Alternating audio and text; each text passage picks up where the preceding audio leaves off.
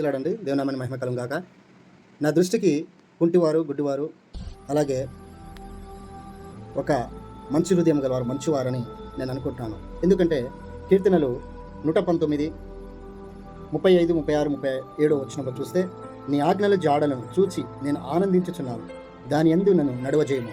మనకు కాళ్ళున్నా చేతులు అన్నీ బాగున్నా కానీ ఆయన ఆజ్ఞలు అని అడుగు జాడలు నడవడానికి చాలా కష్టపడతారు. కష్టంగా ఉంటుంది. ఇక కష్టంగా అనుకుంటారు. దేనికైనా చెడు చేయడానికో, లేకుంటే సినిమా శిఖరాలు, లేకపోతే తిరగనికి కదా, చెడుకి గంతులేయనికి అన్ని రకాలుగా వాడుకుంటాం. కానీ దేవుని మంచి మార్గాన్ని, సత్య మార్గాన్ని, ఆయన అడుగు జాడల్లో, ఆయన ఆజ్ఞలు నడవడానికి మాత్రం కష్టంగా భావిస్తుంది. అందుకు కొంటివారు చాలామంది దేవుని అడుగు జాడలు నడవడానికి వాళ్ళు చాలా ఇష్టపడతారు. నిజంగా మత్తయి సువార్తలు చూస్తే, నీ పరలోకం వెళ్ళడానికి ఏదైనా ఆటంకపరిస్తే, కాళ్ళు కావచ్చు, నీ అవయవంలో ఏదైనా ఆటంకపరిస్తే దాన్ని తీసివేయండి. ఒక కన్ను ఉంచుకొని మరొక కన్ను పరలోక రాజ్యం కొరకు పోగొట్టుకుంటే తప్పేమీ లేదని కనుక దేవుని ఆజ్ఞలను నడవడానికి చాలా ఇష్టపడాలి. తర్వాత వచ్చేసి, లోభం తట్టు కాక నీ శాసనం తట్టు నా హృదయం తిప్పుము.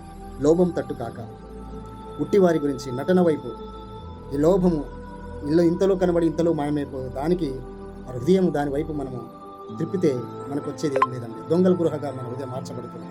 దేవుడు ఉండడానికి స్థానమే ఉండదు. ఈ లోకంలో చూచినంతయు కావాలనుకుంటాం, అనుభవించాలనుకుంటాం. కానీ తీరా చూస్తే హృదయము పెంటతో, మురికితో ఉంటుంది. మరి తేటగా లేదు కదా హృదయం. మరి ఆ హృదయంలో దేవుడు ఎలా నివసిస్తాడు? ఆయన వాక్యం ఎలా పనిచేస్తుంది? సైతాన్ సంబంధించిన కార్యాల లోపల ఉన్నప్పుడు ఎక్కడ నేను సాక్ష్యం విన్నా, పాట విన్నా, వాక్యం విన్నా, అది కొద్దిసేపే ఉండి లోపల ఉండే ఆ చెడు దాన్ని అణిచివేస్తుంది కనుక, ఆ మంచి వాటికి అవకాశం లేకుంది కనుక నీ హృదయము ఏమైపోతుంది? పాడవుతుంది. అందుకు నీ హృదయాన్ని ఎటువైపు తిప్పాలట? లోభం తట్టు కాక నీ శాసనం తట్టు, దేవుడు శాసించినటువంటి శాసనాల తట్టు, బైబుల్ తట్టు, ఆయన మాటల తట్టు మన హృదయాన్ని తిప్పితే అప్పుడు ఆ కృపాక్షేమములు వెనుక వస్తాయి. నువ్వు వద్దన్న కూడా ఆశీర్వాదాలు పరిగెత్తుకుంటూ వస్తాయి. నువ్వు వద్దనుకున్నా కూడా అనేక సమాధానాలు దొరుకుతాయి మనకు. ఎంత సంతోషిస్తావంటే అంత సంతోషిస్తావు. హృదయంలో సంతోషం ఉంటే ఆ ప్రపంచంలో కూడా చూడడం అవసరం లేదండి. అంత మంచిగా ఉంటుందండి, సమాధానంగా ఉంటుంది, నెమ్మది ఉంటుంది. కనుక హృదయం దేవుని తట్టు తిరగాలని ఆశిస్తాను. 37వ వచనంలో, వ్యర్థమైన వాటిని చూడకుండా నా కన్నులు త్రిపివేయము, నీ మార్గంలో నడుచుకున్నటకు నన్ను బ్రతికింపము. వ్యర్థమైన వాటిని చూడకుండా నా కన్నులు త్రిపివేయమని. అవును, కన్నులుండి కదా మనం ఏం చేస్తున్నాం? కళ్ళు లేని వారు ఎంతగా దేవుని స్తుతిస్తూ ఎంత గణపరుస్తున్నారు. అవును, కళ్ళు లేనట్టుగా ఉంటే కూడా చాలా లాభాలు ఉన్నాయి. కళ్ళుండి కూడా మనం చూసే కన్నుల ప్రకారం, మనం చూసే విధానంలో పాపము, మనం చూసే ప్రతి దాంట్లో ఆశించడంలో పాపం. కనుక ఈ కన్నులు వ్యర్థమైన వాటిని చూడకుండా పనికొచ్చే వాటి మీద ఈ కన్నులు చూస్తే ఎంత నెమ్మది, ఎంత ఆస్వాదం అనుకుంటా చూడండి కదా.